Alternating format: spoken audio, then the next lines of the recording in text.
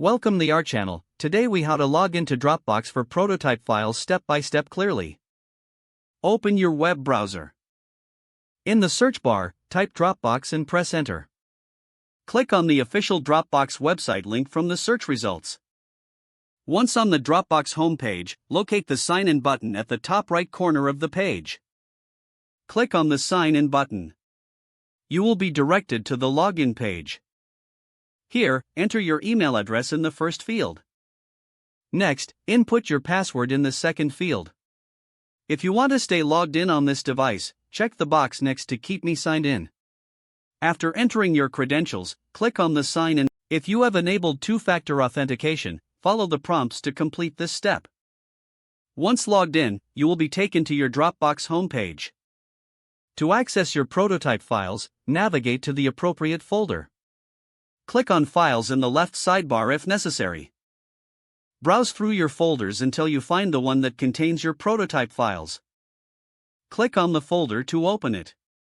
Now you can view, download, or manage your prototype files as needed. If the page does not load, refresh the browser or try again in a private or incognito window.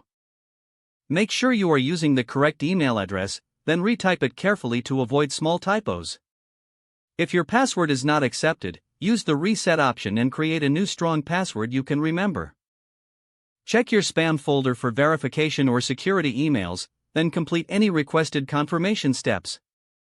Enable two-factor authentication if available to improve account security and reduce unauthorized access risk. After signing in, review your profile details so your contact information and settings are accurate and current. If you see an error message, note it down and try again after restarting your device and internet connection. Log out when you finish, especially on shared devices, to keep your account and payment information secure. If the page does not load, refresh the browser or try again in a private or incognito window. Make sure you are using the correct email address, then retype it carefully to avoid small typos.